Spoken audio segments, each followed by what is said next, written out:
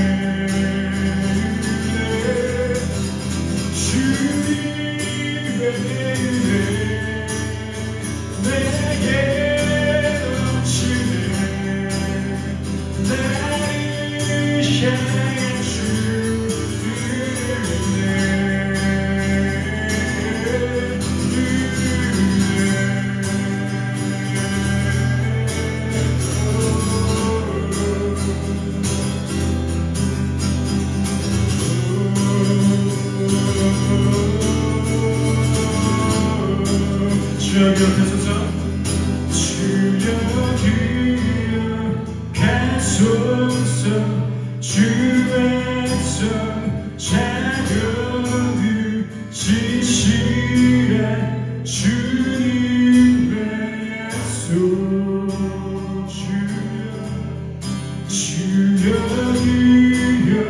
기억하소서. 주에서 자녀들 진실한 주님의 약속.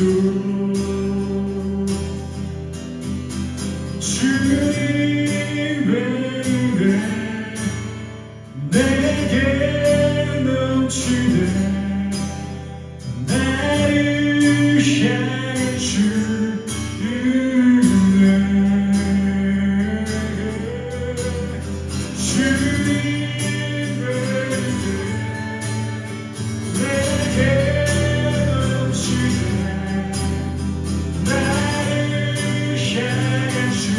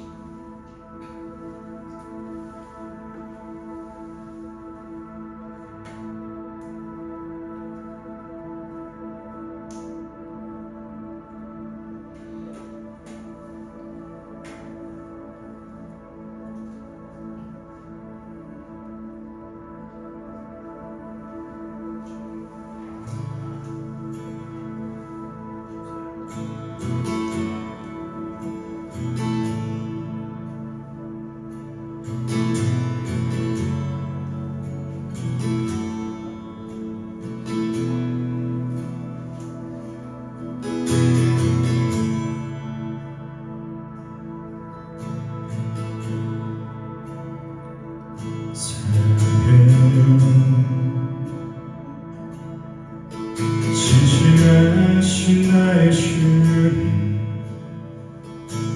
나는 그래서 주님 안에 있는 눈을 뜨는 아침부터 나 잠들기까지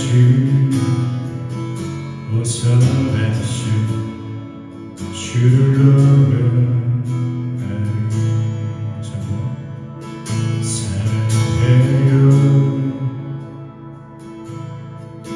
진실하신 나의 주님,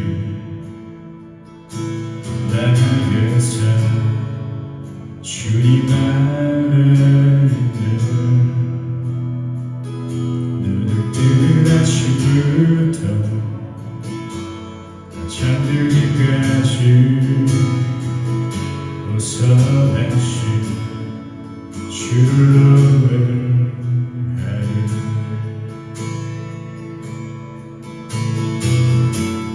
진실하신 나의 주님, 나의 삶을 인도하셨네.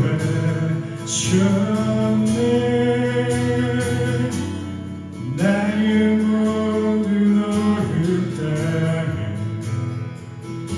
어서다시 주를 노래하리. 사랑해요 날 인도하신 주님 오랜 주에도 나와 함께 하셨네. 내 아버지 되시네, 내 친구 되신 주, 나의 삶 주님 안에 있는 나를 인도하신 사랑해요. 나를 인도하신 주님 오랜 주에도 나와 함께 하셨네. 내 아버지 되시며 내 친구 되신 주, 나의 삶 주님 안에 있네.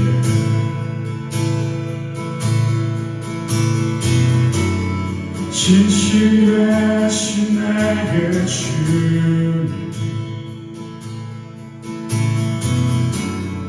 나의 삶을 인도하셨네.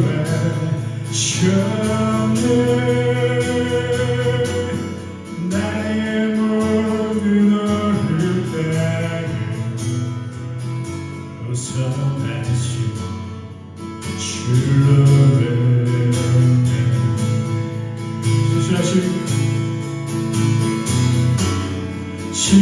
진실하신 나의 주님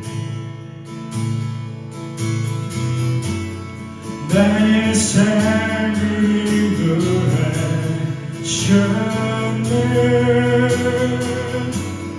나의 모든 어렵다고 벗어나신 주로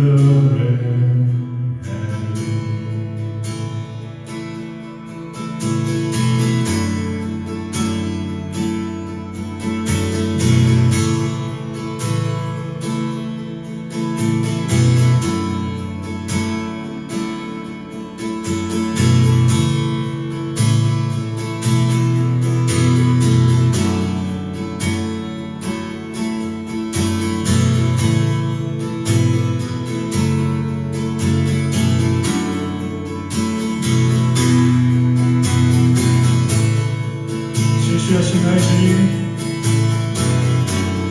진실하신 나의 주님 나의 삶을 인도하셨네.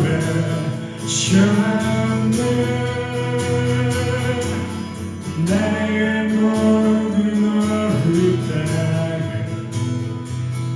벗어나신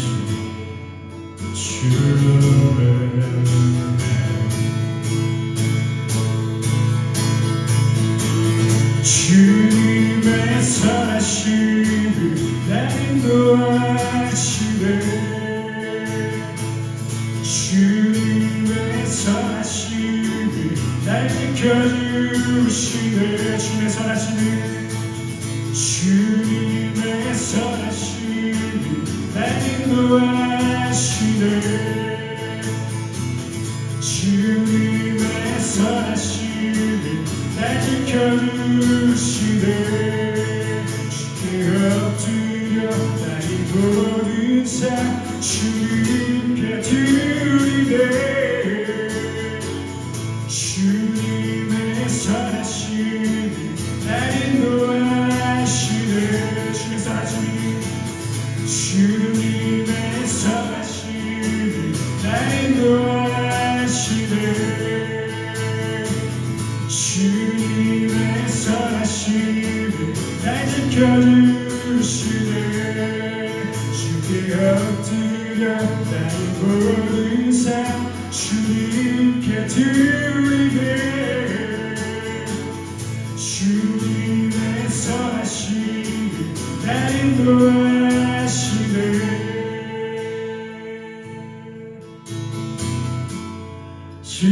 진실하신 나의 주님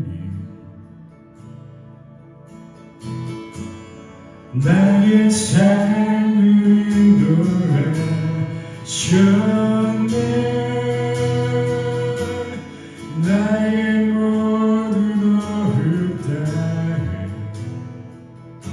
우선하신 주를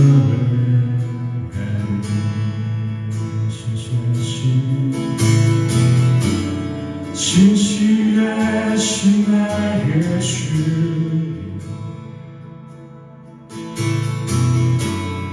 나의 삶을 인도하셨네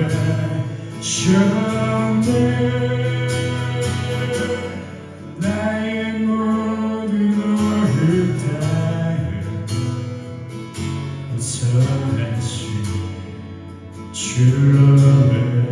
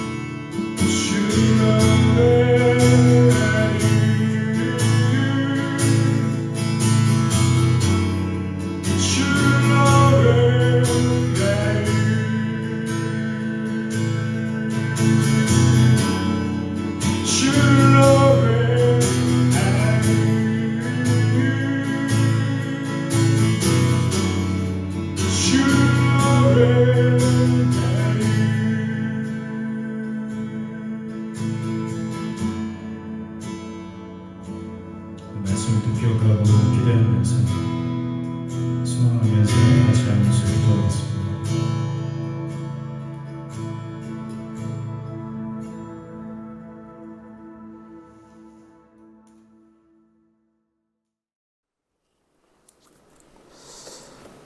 우리 사도신경으로 우리 신앙 고백하겠습니다. 전능하사 천지를 만드신 하나님 아버지를 내가 믿사오며 그 외아들 우리 주 예수 그리스도를 믿사오니 이는 성령으로 잉태하사 동정녀 마리아에게 나시고 본디오 빌라도에게 고난을 받으사 십자가에 못 박혀 죽으시고 장사한 지 사흘 만에 죽은 자 가운데서 다시 살아나시며 하늘에 오르사 전능하신 하나님 우편에 앉아 계시다가 저희로서 산자와 죽은 자를 심판하러 오시리라. 성령을 믿사오며 거룩한 공회와 성도가 서로 교통하는 것과 죄를 사하여 주시는 것과 몸이 다시 사는 것과 영원히 사는 것을 믿사옵나이다. 아멘. 오늘 함께 보실 말씀은 사사기 6장 11절에서 16절 말씀입니다. 사사기 6장 11절에서 16절. 네, 우리 한 목소리로 같이 읽겠습니다. 11절에서 16절까지 시작. 여호와의 사자가 아비에셀 사람 요아스에게 속한 오브라에 이르러 상수리 나무 아래에 앉으니라. 마침 요아스의 아들 기드온이 미디안 사람에게 알리지 아니하려 하여 밀을 포도주 틀에서 타작하더니 여호와의 사자가 기드온에게 나타나 이르되 큰 용사여 여호와께서 너와 함께 계시도다 하매 기드온이 그에게 대답하되 오 나의 주여 여호와께서 우리와 함께 계시면 어찌하여 이 모든 일이 우리에게 일어났나이까. 또 우리 조상들이 일찍이 우리에게 이르기를 여호와께서 우리를 애굽에서 올라오게 하신 것이 아니냐. 그 모든 이적이 어디 있나이까. 이제 여호와께서 우리를 버리사 미디안의 손에 우리를 넘겨주셨나이다 하니 여호와께서 그를 향하여 이르시되 너는 가서 이 너의 힘으로 이스라엘을 미디안의 손에서 구원하라. 내가 너를 보낸 것이 아니냐 하시니라. 그러나 기드온이 그에게 대답하되 오 주여 내가 무엇으로 이스라엘을 구원하리이까. 보소서 나의 집은 므낫세 중에 극히 약하고 나는 내 아버지 집에서 가장 작은 자니이다 하니 여호와께서 그에게 이르시되 내가 반드시 너와 함께 하리니 네가 미디안 사람 치기를. 아멘. 아마도 열등감이란 말을 다 알고 계실 텐데요. 열등감이란 말을 쓰기 시작한 건 그렇게 오래되진 않았습니다. 이제 1800년대 말에서 1900년대 초에 이제 심리학이라는 이제 학문이 등장을 해요. 그러면서 이제 사람들이 열등감, 사람 안에 있는 열등감에 대해서 연구하기 시작했습니다. 그때부터 썼으니까 그렇게 오래된 말은 아닌 거죠. 열등감이라는 것은 자신을 이제 다른 사람과 비교하고 그것에서 부족한 것들에 대해서 부정적으로 느끼는 감정을 말합니다. 사람들과 비교해서 생기는 어떤 그런 감정이라는 거죠. 예를 들면 선천적인 질병으로 인해서 한쪽 팔이 없는 사람이 있다고 치죠. 그러면 이제 다른 사람들과 비교할 거 아니에요. 다른 사람들은 이 두 팔이 다 있으니까. 자, 거기서 열등감이 생기게 된다는 거죠. 그래서 아들러라는 고전 심리학자가 있습니다. 이 사람은 열등감을 느끼지 않는 사람은 아무도 없다라고까지 할 정도로 열등감이라는 것이 고전 심리학에서는 아주 중요한 그런 연구 대상이었습니다. 자, 그러면 성경 안에서도 뭔가 열등감이 나올까? 한번 찾아봤습니다. 물론 열등감이라는 표현은 직접적으로 등장하지 않아요. 그러나 그 상황을 어떻게 우리가 좀 추측을 해볼 수 있을 것 같아요. 그래서 기드온이라는 인물을 한번 가져와 봤습니다. 자, 이 기드온이 살던 시대는 사사 시대였어요. 사사 시대는 이제 왕정 시대가 이제 시작되기 전 시대였습니다. 이제 가나안 땅에 정착한 이스라엘은 주변 족속들, 주변의 민족들과 사이가 좋지 않았습니다. 모압, 암몬, 또 오늘 등장하는 미디안 이런 족속들과 사이가 좋지 않았어요.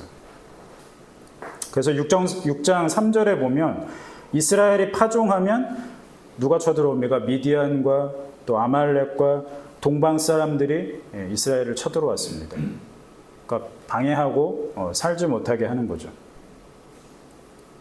보니까 7년이나 미디안 족속에게 괴롭힘을 당했다라고 나오죠. 7년이면 굉장히 긴 시간이지 않습니까? 6.25 전쟁이 한 3년 일어났었나요? 그거보다 2배가 넘는 그런 시간이죠. 7년이나 미디안 족속에 괴롭힘을 당했어요.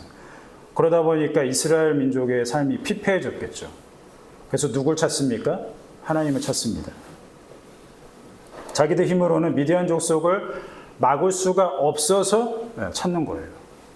그러면 처음부터 찾지. 왜? 7년이나 괴롭힘을 당한 후에, 이건 좀 나중에 얘기를 하도록 하고요. 자, 7절에 나오는 것처럼 하나님께 도와달라고 이스라엘이 부르짖습니다. 그래서 사사시대에 어떤 이 구조가 있어요. 아주 단순한 구조입니다. 이스라엘 주변 족속이 이제 전쟁을 걸어와요. 오늘 본문에 나오는 미디안처럼 이스라엘을 괴롭힙니다. 자, 그러면은 그 괴롭힘에 못 이겨서 이스라엘이 하나님을 찾죠. 도와달라고 부르짖습니다. 자, 그러면 하나님께서는 사사를 세우셔서, 사사는 이제 지도자입니다. 사사를 세우셔가지고 이스라엘을 구원해 주시죠. 자, 그러면은 어느 정도 평화로운 시기가 유지가 됩니다. 그러나 금세 또 이스라엘은 해이해지죠. 그 감사를 여기지 않고 또 해이해집니다. 그러면 또 어떻게 돼요? 하나님께서 주변 족속을 사용하셔서 또 칩니다. 이런 반복되는 구조가 사사시대의 어떤 그런 구조라고 볼 수 있는 거죠. 자, 하나님께서는 이스라엘을 구원하시려고, 미디안에서 구원하시려고 사사 기드온을 부르십니다. 사사로 임명하려고 하는 거죠. 우리 11절, 오늘 본문에 11절 다시 한번 보겠습니다. 자, 함께 읽죠. 시작. 여호와의 사자가 아비에스의 사람 요아스에게 속한 오라에 이르러 상수리나무 아래 앉으니라. 마침 요아스의 아들 기드온이 미디안 사람에게 알리지 아니하려 하여 이를 포도 중에서 사자하더니. 자, 하나님이 사자를 기드온에게 보내시죠. 사자는 다 아시죠? 보낸 사람. 어흥 사자가 아니라.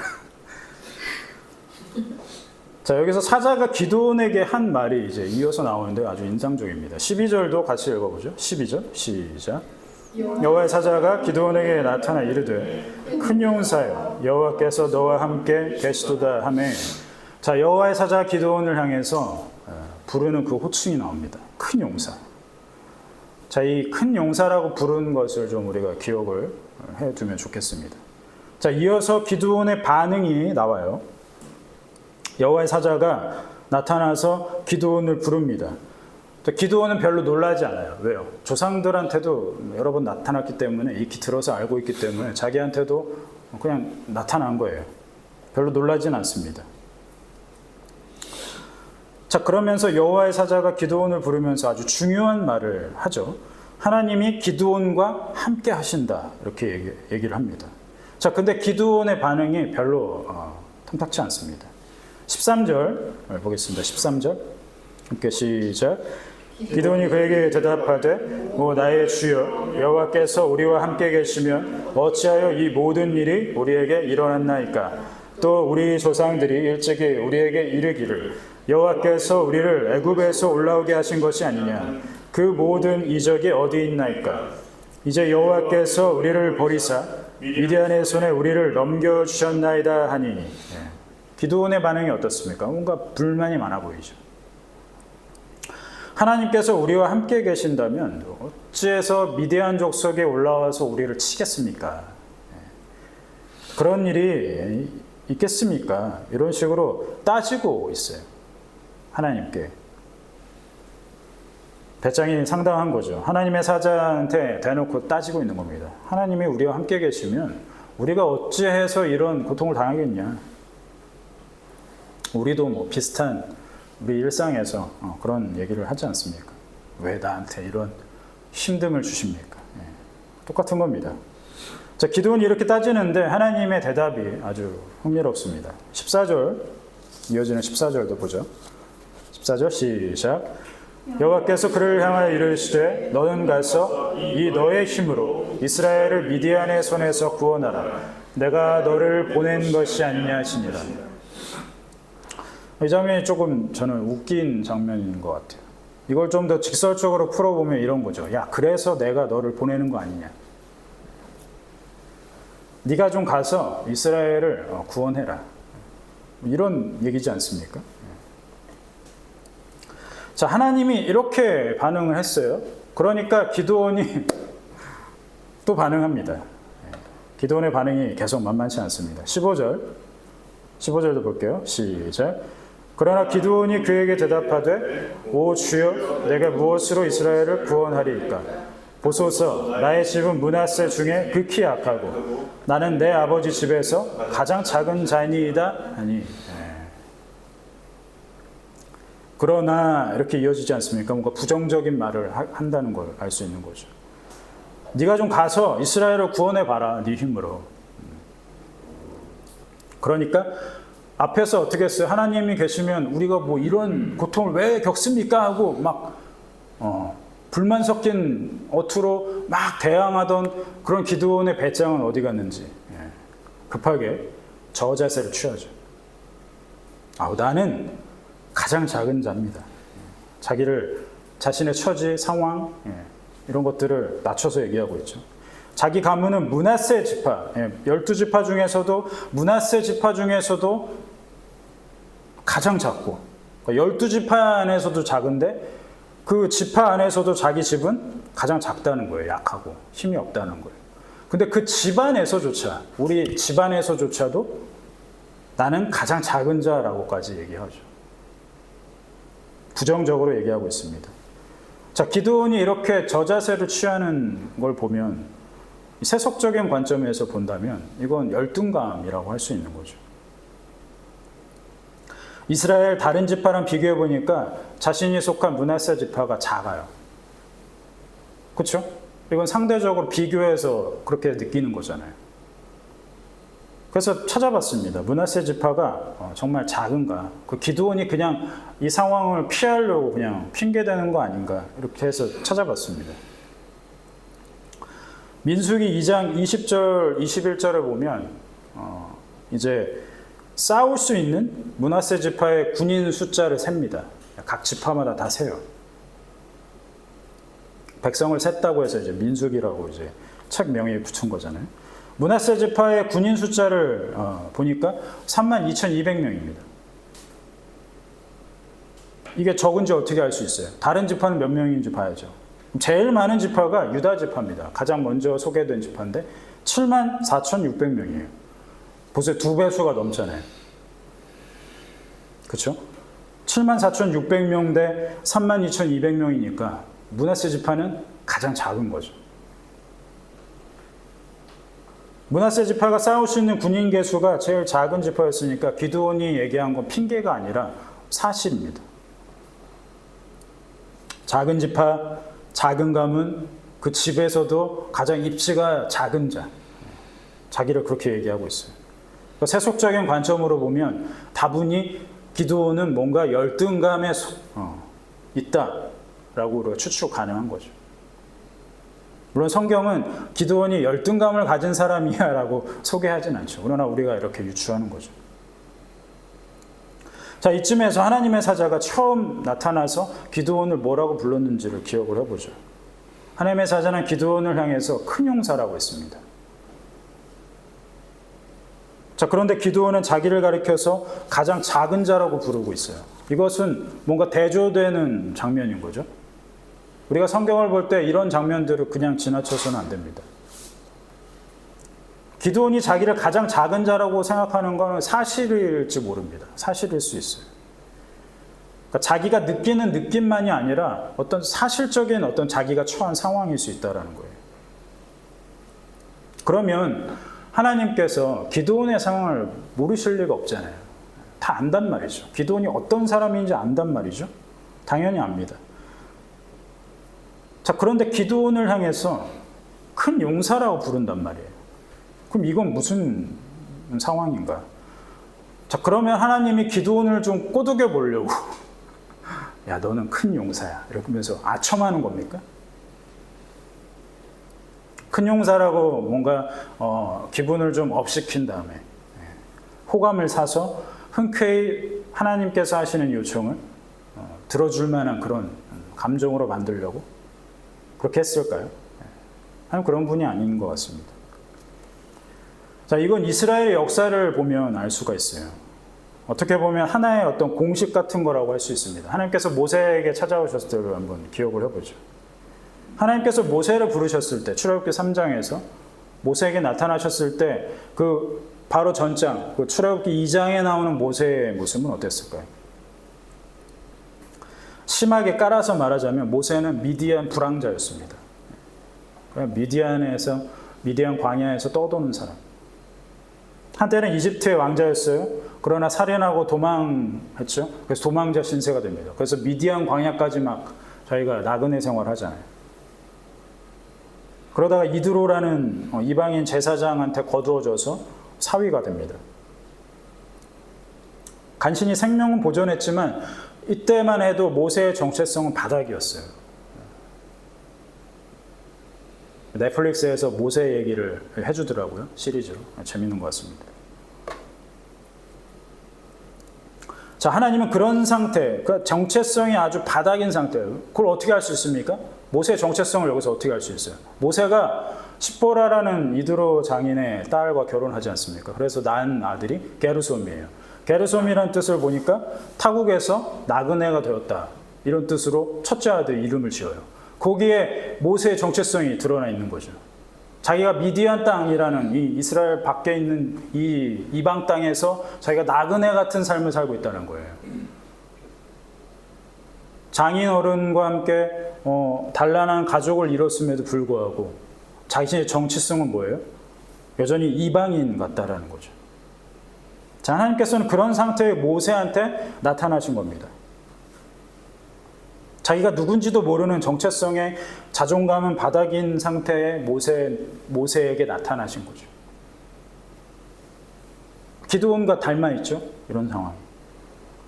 그러면 여기서 우리는 한 가지 공식을 발견할 수 있는 거예요. 하나님은 쓰시고자 하는 사람의 어떠함과는 상관없이 부르신다는 겁니다. 모세가 뭐 어떤 훌륭한 상태였습니까? 기드온은 뭐 훌륭한 상태였어요? 아니라는 거죠. 이것은 성경 전체를 관통하는 공식이기도 합니다. 부르심과 구원은 하나로 볼 수 있습니다. 그래서 저는 이제 부르심과 구원을 혼용해서 쓰겠습니다. 자, 우리 구원에 대해서 얘기해 보죠. 하나님께서는 구원할 대상이 어떠하기 때문에 구원해 주시지 않습니다. 하나님은 이스라엘을 구원하고자 하나님 편에서 계획을 하시죠. 이스라엘이 구원할 만한 해서 구원하시는 게 아니라는 겁니다. 그러니까 이스라엘의 어떤 면을 하나님께서 만족하셨기 때문에 구원해 주시고자 했다는 게 아니죠. 모세를 세우시거나 사사들을 세우실 때도 마찬가지였다는 겁니다. 기드온도 마찬가지죠. 그들이 세워질 만한 어떤 면모를 갖추고 있기 때문에 세우시고 부르시는 게 아니라는 겁니다. 이런 공식은 하나님의 구원 역사에서 아주 중요합니다. 그래서 우리가 반드시 알아야 하는 거죠. 하나님 우리가 구원받을 만해서 구원하시는 것이 아니라는 걸 성경은 계속해서 얘기합니다. 그런데 한번 생각해 보죠. 세상의 일반적인 종교적 가치관에서는 어떻습니까? 사람 편에서 어떤 자격을 갖추려고 하잖아요. 그런 자격을 갖춰야지 어느 종교적인 수준에 이른다고 얘기하지 않습니까? 그래서 그 수준에 오르기 위해서 수양을 한다거나, 그렇죠? 어떤 선행을 한다거나. 그러니까 종교적인 수행, 또 윤리적인 선행 이런 것들이 대표적인 방법이죠. 어떤 일정한 수준에 오르기 위한. 그런데 이 방법이 하나님께도 적용될까요? 그렇지 않습니다. 하나님은 사람 편에서 아무리 노력한들 그 노력으로 하나님께서 만족하시는 분이 아니십니다. 절대로 그래요. 하나님은 기드온을 일정 부분 만족할 수준만큼 훈련하고 또 개조시켜서 변화한 모습을 갖춘 후에 부르지 않습니다. 그냥 나타나시는 거예요. 하나님의 계획 안에서. 철저하게 하나님 편에서 계획하시고 기드온한테 나타나는 거죠. 기드온이 어떤 그럴 만한 사람이기 때문에 나타나지 않는다는 겁니다.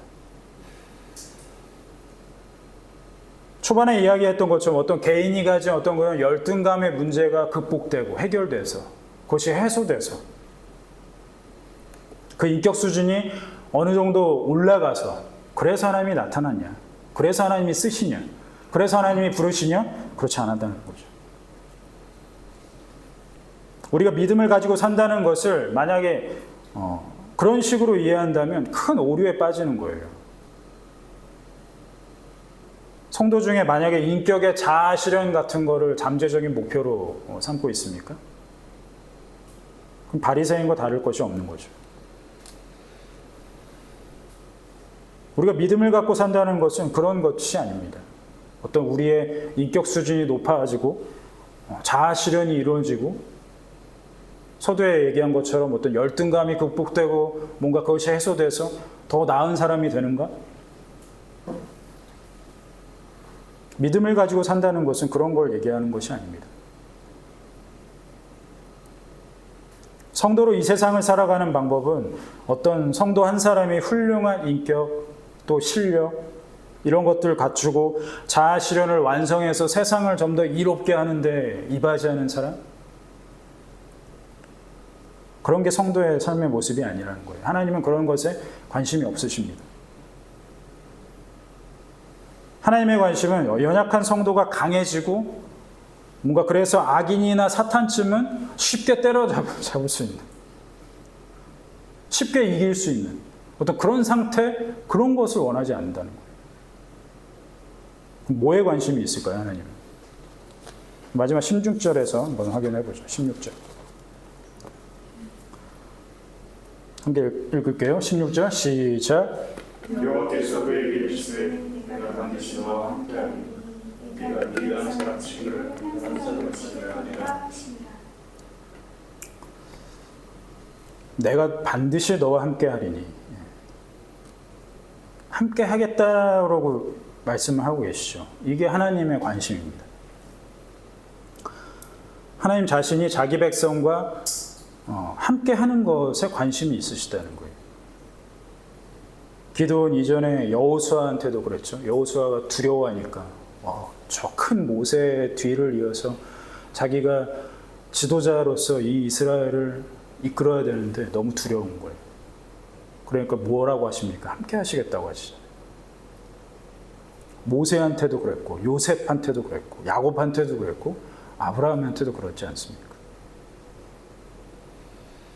자기 백성, 성도와 함께 하시겠다고 하는 것이 하나님의 관심이에요. 그러니까 우리 성도가 해야 될 일은 뭡니까? 자기 수준을 높이고 자아 실현을 막 하고 인격을 막 수양해서 하나님을 만족시키는 그런 모습 아니라는 겁니다. 성도가 해야 할 일은 함께 하시는 하나님을 더욱 믿는 일이에요. 그게 성도가 해야 될 일입니다. 저는 이것에 대해서 칼빈이 한 얘기를 되게 좋아하는데요. 우리가 해야 될 일은 하나님께 더욱 기대는 것이다. 하나님께 더욱 기대는 것이 우리가 할 일이다. 내가 좀 나은 사람 됐다고 나 믿고 내 능력 의지해서 막 사는 것이 아니라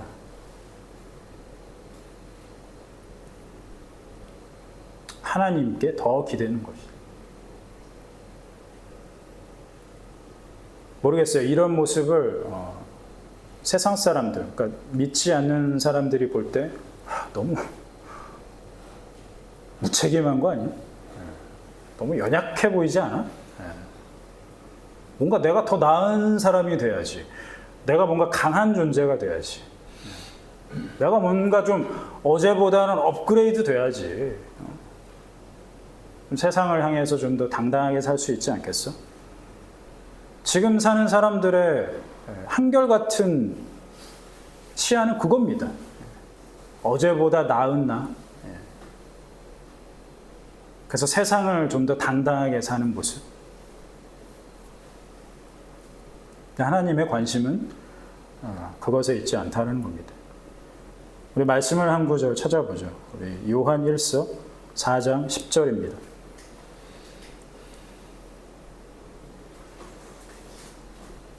요한 1서 4장 10절. 신약 392쪽에 있습니다. 우리 한 목소리로 같이 읽어보겠습니다. 요한 1서 4장 10절 말씀 시작. 사랑은 여기 있으니 우리가 하나님을 사랑한 것이 아니요 하나님이 우리를 사랑하사 우리 죄를 속하기 위하여 화목제물로 그 아들을 보내셨습니다. 아멘. 우리 한 번 더 읽을까요? 시작. 사랑은 여기 있으니 우리가 하나님을 사랑한 것이 아니요 하나님이 우리를 사랑하사 우리 죄를 속하기 위하여 화목제물로 그 아들을 보내셨습니다. 아멘.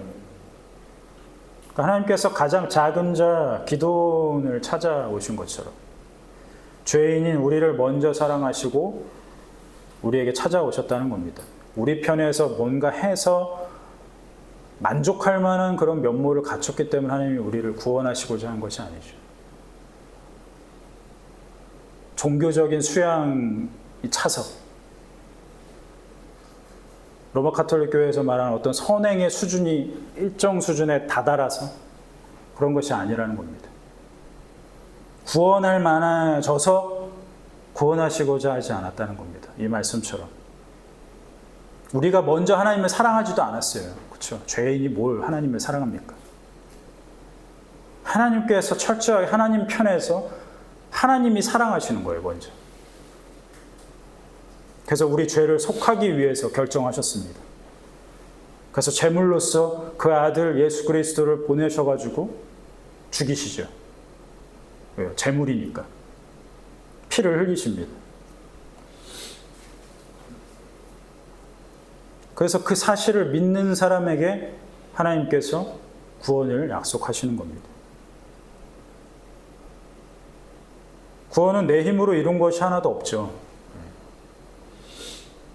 근데 구원받은 이후의 삶도 마찬가지입니다. 칼빈이 얘기했던 것처럼 더욱 하나님을 기대하면서 살아가는 거예요. 구원받은 이후에도. 구원받은 이후에는 내가 뭔가 슈퍼 존재가 됩니까? 그런 게 아니죠. 여전히 하나님의 함께 하심이 없으면 살지 못하는, 우리가 전주에 고백한 것처럼 주님은 내 호흡입니다라고 하는 게 뭡니까? 내가 지금 이 마시고 있는 공기가 이 안에 하나님이 함께 하시기 때문에 내가 이것을 마셔서 살 수 있는 것처럼 하나님과 함께해서 사는 거죠.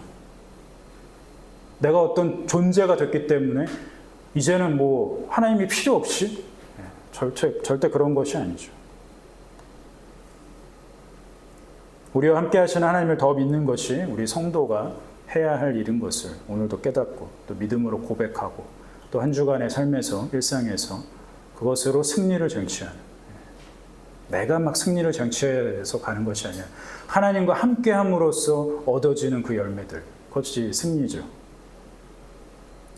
그것을 또 기대하는 한 주 보내기를 바랍니다. 아멘. 우리 함께 말씀을 기억하면서 같이 기도했으면 좋겠습니다. 잠시 말씀을 기억하고 또 한 주간의 또 삶을 또 기대하면서 기도하겠습니다.